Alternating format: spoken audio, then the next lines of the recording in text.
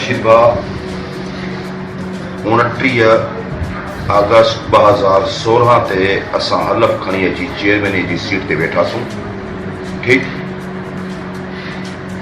खटे असां तमाम दोस्त जेके मूं सुधा टाउन कमेटी बिरिया रोड जा जेतिरा भी असां काउंसलर आयासूं सभई आज़ाद खटे आया, इंडिपेंडेंट खटे आया। उन खां पोइ बेइतफाक़ी पैदा थी वई। बेइतफाक़ी खां पोइ जदोजहद खां पोइ अची करे चेयरमैनी जी अल्हम्दुलिल्लाह अल्लाह जे ज़ात असांजो नसीब कई, आयासूं वेठासूं, बिस्मिल्लाह करे कार्य वहिंवार हलायोसीं। टाउन कमेटी बिरिया रोड जो पंहिंजे वसां मां न घटायो। हिकिड़े काउंसलर खे ॾाढ़ी ते हथ रखियोसीं, हिकिड़े खे एतमाद में वठण जी कोशिश कईसीं त तव्हां महिरबानी करे तावन कयो त जेतिरो थी सके इन शहर बिरिया रोड वासियुनि असां ते वॾो एहसान कयो आहे, वॾो एतमाद कयो आहे। तंहिंजे करे हुननि जे एतमाद ते बि पूरा लहूं ऐं एहसान फरामोश बि न कयूं। इन शहर जे बहितरी लाइ पंहिंजे वंड हैसियत मुताबिक़ का बहितरी जो किरदार अदा करे वञूं त बहितरी करे सघूं, कुझु न कुझु ॾेई सघूं शहरनि खे। मुंहिंजा साईं, तव्हां इन शहर जा बाशिंदा आहियो, तव्हां सभिनी दोस्तनि खे मालूमात आहे। मां पंहिंजे वसों न घटायो, जेतिरो हुयो नंढो टाउन आहे, कुल 8 वार्डनि ते मुश्तमिल टाउन आहे। मूं वटि जेतिरी हिमल ताईं आयल फंड बजट जेका बि आहे उन मां कार्य वहिंवार हलाइणो आहे। लोकल गवर्नमेंट जे कानून मुताबिक़ 60% बजट कंटीजेंसी ते ख़र्च थियणो आहे, 40% बजट डेवलपमेंट ते ख़र्च थियणो आहे, डेवलपमेंट जे कमनि ते ख़र्च थियणो आहे।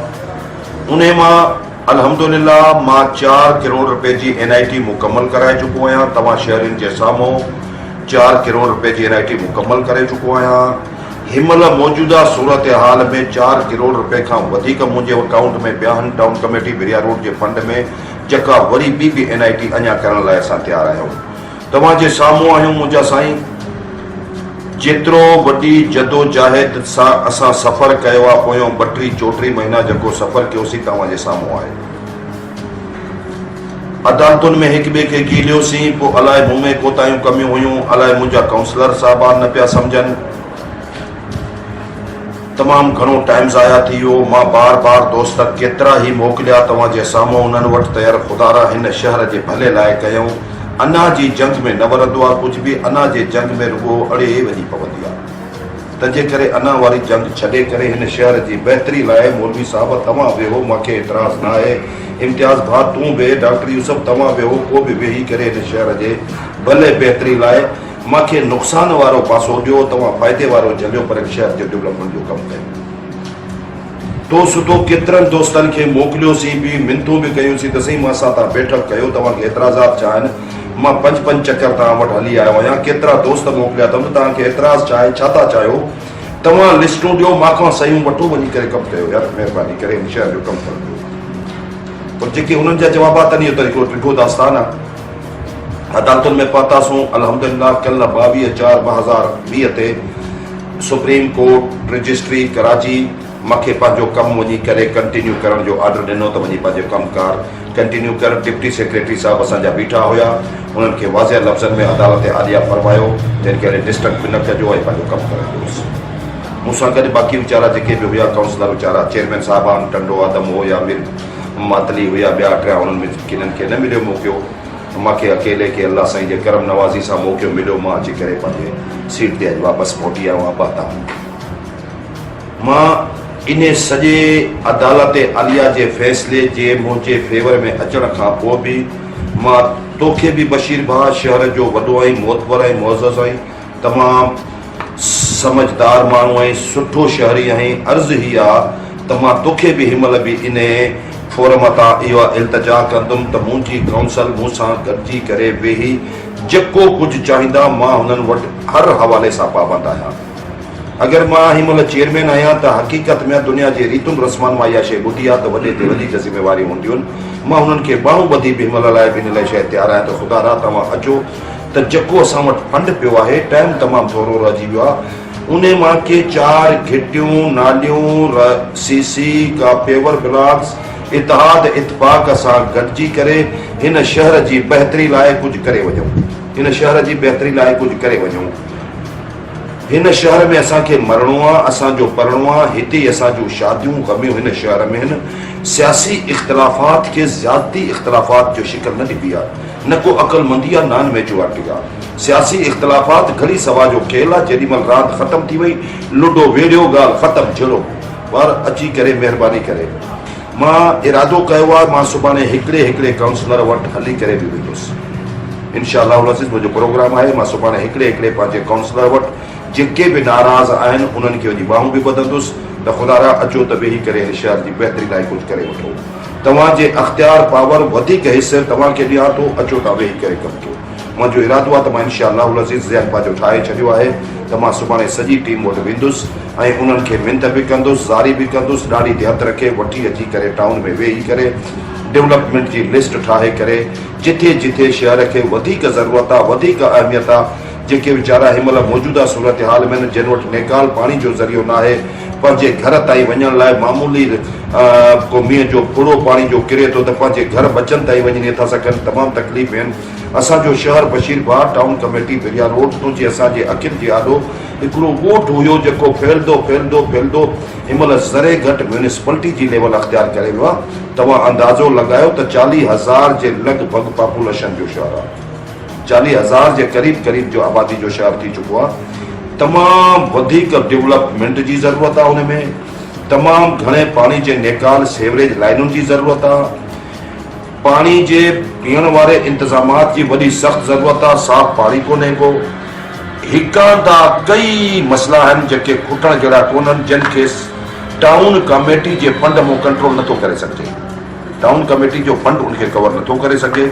अगरि असांजो इतिहाद इतफ़ाक़ गॾियल रहियो आहे, शायदि जेकॾहिं गॾिजी रहूं आहे, पोइ अलाए बेनसीबी असांजी हुई, अलाए शहर वारनि वीचारनि जी हुई जो असांजो इतफ़ाक़ सां सफ़र न हली सघियो। हिन फंड टाउन वारे मां इहो असांजो घर पूरो कोन थी सघंदो। जदोजहद करे कंहिं पब्लिक हेल्थ जे मिनिस्टर खां कुझु फंड वठी वठूं हा, कंहिं वापडा वारे खां को 4 तार 4 पोल वठी सघूं हा, रोड्स वारे वटि वञी करे उनखां को रोड्स जो टुकड़ो वठो हा। शहर जे विच जी हाल तव्हांजे साम्हूं आहे मुंहिंजा साईं। रेलवे स्टेशन बिरिया रोड खां वठी शहर जे आख़िरी पुछड़ी ताईं ॾिसो, पाणी पवे थो त पाण गोॾे जेतिरे पाणी में सफ़र करणो थो पवे। इहो हाल रोड जो आहे। फाटक रोड खे ॾिसंदो त जिथां टाउन कमेटी बिरिया रोड जी हदायत शुरू थी थिए, डबल क्वार्टर कोरस जेको बिटन वाटर खां वठी विंदे नुसरत कैनाल जे पुल ताईं जेको शहर बिरिया रोड जो उन रोड जो हाल आहे, उहो बि ॾिसो। असांजे शहर तमामु वॾो कारोबारी बहितरीन शहर आहे। रस्तनि जो इंतिहा दर्जे जा बिगड़ियल रस्ता आहिनि। उहो पटीदन टाउन कमेटी खां ईंदे करे बिरिया रोड, तव्हांजे लाखा रोड खां अचण वारो रोड, ख़ासि करके फैज़गंज पकन चांगर खां अचण वारो रोड, बाराड़ी जे वॾनि आबादी खां अचण वारा शहर में को बि रस्तो अहिड़ो कोन्हे को जो माण्हू सवलाई सां कंहिं मरीज़ खे या शहर सां वास्ते ताईं पहुचण जो को तरीक़ो हुजे। तमामु हालात असांजे शहर जा बिगड़ियल हुया, पर अलाए असां को मुक़दर असांजो जो शहर खे मुतमइन न करे सघियासीं, पंहिंजी काउंसिल खे मुतमइन न करे सघियासीं। सॼे शहर जे साम्हूं आहियूं। शहर वारा सभिनीनि खां वधीक अदालतदार, सभु समझदार बाशऊर शहरी आहिनि। उन्हनि खे इहा शइ हक़ीक़त मुकम्मल वाज़िह आहे, उन्हनि जे निगाह नज़र में आहे त इहा नाअहलियत चेयरमैन जी आहे या उन सां हलंदड़ अटैच काउंसिल जी नाअहलियत आहे जेको शहर खे कुझु बि न असां ॾेई सघिया। हिन महिल बि अल्हम्दुलिल्लाह 4 करोड़ रुपए जो डेवलपमेंट जो कमु ॾिनो अथसि। 4 साढा 4 करोड़ रुपए जा डेवलपमेंट जा फंड अगरि मूंसां काउंसिल इतफ़ाक़ इताद कयो त ईंदड़ 8 ॾींहंनि में अंदरि इंशाअल्लाह अज़ीज़ असां डेवलपमेंट जा ॿिया बि कम ॾेई सघूं था। असां वटि इहा रक़म महफ़ूज़ मौजूदु आहे डेवलपमेंट लाइ। बाक़ी कार्य वहिंवार खे हलाइण लाइ उहो फंड बजट उहे हेठि अलॻि आहिनि, उन्हनि जो कार वहिंवार जाते डिस्टर्ब न थींदो। सिर्फ़ु डेवलपमेंट जे फंड मद में जेके रखिया अथसीं उहे महफ़ूज़ पिया आहिनि। इंशाअल्लाह अज़ीज़ मां सुभाणे खां पंहिंजे तमामु काउंसलरनि वटि हिकिड़े वटि वञी करे ॿाहूं बि ॿधंदुसि, हेठि बि वेहंदुसि, कोशिशि बि कंदुसि त तव्हां मूंसां इतिहाद इतफ़ाक़ में यार ख़ुदा जे वास्ते हिन शहर जे बहितरी लाइ गॾिजी सफ़र कयो। अगरि अल्लाह जी ज़ात उन्हनि खे को अकुल शऊर ॾिनो, मां पंहिंजे वसो न घटाईंदुसि। 4 शहरी पाण सां ॿिया बि वठी हलंदुसि, अञा 4 ॿिया बि गॾाईंदुसि त तव्हां शहरी बि मूंसां गॾिजी हले करे जेके नाराज़ मुंहिंजा साथी आहिनि उन्हनि वटि मां हली करे वञण लाइ तयारु आहे त वेही करे तव्हां हिन शहर जी बहितरी लाइ सम्झो। मुंहिंजे ज़ात सां अगरि तव्हांजो को इख़्तिलाफ़ात आहे का भी कोताही कमी आहे त मूंखे ॿुधायो। मां त बार बार बार उन्हनि खे हर बार कोशिश कई आहे सम्झाइण जी त इख़्तिलाफ़ात छा थिया, मुंहिंजी ज़ात सां रंजश आहे त तूं दिलगुदस्तान उनमें न वेंदासूं। सभु अल्हम्दुलिल्लाह सभु हिन बिरिया रोड जा माण्हू अल्लाह पाक सभिनीनि खे अकुल शऊर ॾिनो आहे। हर माण्हू सम्झे थो त मूं जे ख़िलाफ़ जंग जहिड़ो एॾो फॾो फसाद छा थियो आहे। को बि माण्हू अगरि ॾाकण ते पेर रखे थो बशीर भाउ, पोयों ॿियनि जो टंगुनि में हथ हूंदो आहे त उहो मंज़िल न माणे सघंदो आहे। ऐं मां सां बिरिया रोड में मुंहिंजे काउंसलरनि इहो ई हशर कयो, जेको असां काथो सफ़र करे वेंदे कल्ह सुप्रीम कोर्ट ताईं सफ़र कयोसीं, जेको आख़िरी पिच ते वञी खेॾियासीं। एॾो मसलो हुयो कोन, नंढड़ो मसलो हुयो, पर मुंहिंजे मुखालफ़नि जी सोच खां बि का वाक़ुफ़ आयो, असांजे बि सोच खां वाक़ुफ़ आयो त हाणे कोताही कमी शहर वारा वञी पाण सोचनि त इहे सॼा इख़्तिलाफ़ात कंहिं में हुया, कंहिं फसाद पैदा कयो, कंहिं फितनो पैदा कयो, कंहिं क़ौमियतनि वारा आवाज़ उतारिया, त इन सॼे शइ जी सज़ा मूंखे सिर्फ़ु मुंहिंजे हिकिड़ो घर हुअण जे करे, मूंखे ॿोलीअ जी सज़ा मिली ऐं हिकु घर जी सज़ा मिली त हिकिड़ो माण्हू पठाण थी करे असां चेयरमैन छो बर्दाश्त कयूंसि। मां सां इहो ज़ुल्म थियो, इन जे करे मूंखे बर्दाश्त न कयूं, न त अल्हम्दुलिल्लाह मुंहिंजे ज़ात जे करे जेकॾहिं का कोताही कमाई हूंदी त मां हेठि वेही हिकु हिकु शहरी खे हिसाब ॾियण लाइ तयारु आहियां। न पंहिंजे ख़ानदान ते अहिड़ो दाग़ अचणु ॾींदुसि त केरु भाड़ाइप वारो लफ़्ज़ चवे इहो सोन ई पाण घोरियो जेको कन छॾे। तंहिंजे करे जदोजहद सां कमु कयो अथसि, जवान मर्दी सां हलाईंदासूं। जेको इख़लाक़ कानून आदाब जेके रस्ता मूंखे ॾींदो मां दोस्तनि सां अॻे बि इस्तेमालु कया आहिनि, हाणे बि हिकिड़े हिकिड़े काउंसलर खे चवंदुसि त गॾिजी करे इन अना वारे मसइले खे छॾे करे अचो त इन शहर जी बहितरी लाइ कुझु कयूं। जेका हुकूमती हींअर पॉलिसी आहे, तव्हां हुकूमती पॉलिसी सां बदिलायो या यानी उहो त तव्हांजो लोकल गवर्नमेंट जो आहे त पंहिंजा हुकूमती पॉलिसी सां तव्हां मर्कज़ खां हुकूमत खां कुझु फंड वठंदव या जेकॾहिं 3-4 महीननि में का शइ जी तव्हांखे का शइ इहो फंड मुंहिंजा साईं हर हिकु जा मुक़रर आहिनि। टाउन कमेटी फी वार्ड 4 लाख रुपया अचनि था, उन मां ई गांधी एजेंसी हलाइणी आहे, उन मां ई डेवलपमेंट ॿी शइ मां तव्हांखे उन जी एक्स्ट्रा जीअं तव्हां चयो पब्लिक हेल्थ ऐं मां जो अर्ज़ु इहा इहो टाइम हाणे न बचियो आहे असां वटि। अगरि कंहिंखां फंड असांखे वञी करे इज़ाफ़ी स्पेशल मिंथ ॾाढी रखे करे एतिरो असां वटि टाइम रहियो कोन। असां हिक ॿिए जे झुंड पटाई में टाइम ज़ाया करे छॾियोसीं, हिक ॿिए जा झुंडा ई पटींदा रहियासीं, हिक ॿिए जी जंगूं छिकींदा रहियासीं। कम लाइ अॻिते न वधणु ॾिनो, न कमु करणु ॾिनऊं, त पोइ अॻिते वधी करे इतिहाद इतफ़ाक़ सां अॻिते कमु हलायो आहे। उहा शइ त ठीकु आहे न, हाणे जेको पियो आहे इन ते को बगड़ न अची वेही रहनि। असांखे इहो ख़ौफ़ ख़तरो आहे त इन ते न अची को बगड़ वेही करे इहो असांखे पकी कयूं हलिया वेंदा। असांजो हक़ु हिन शहरनि जो आहे, बिरिया रोड वासियुनि जो आहे। अलाह करे त उन्हनि जी अमानत उन्हनि ताईं पहुचायूं त असांजी इहा ई जवान मर्दी काफ़ी आहे। इहे को बगड़ न असांखो खाई वञनि। जेके लामारा पिया था ॾियनि, झटा पिया था ॾियनि त इजो चेयरमैन साहिबु वियो हलियो, असां ऑर्डर कराए ईंदासूं एसी साहिब खे, पोइ अची करे एसी खे विहारींदासूं। काउंसल हूंदे करे न एसी साहिबु अची सघंदो आहे। इहा हिननि जी ख़ाम ख़्याली हुई, बेमक़सद हरू जेकॾहिं थिए बि आहे, अगरि मूंखे स्टे सुप्रीम कोर्ट न बि ॾे हा त बि ॿिए खे अचणु कोन ॾियो आहे। मौलाना साहिबु तव्हांजो हक़ आहे, तूं अची वे। इम्तियाज़ भाउ तुंहिंजो हक़ आहे, तूं अची वे। डॉक्टर यूसुफ तुंहिंजो हक़ आहे, अची वे। अगरि असांजा ॿिया दोस्त साथी मंज़ूर भाउ तूं अची वे। जेके ॿिया आहिनि तव्हां वियो, हक़ अची वियो, तव्हां चेयरमैनी हलायो।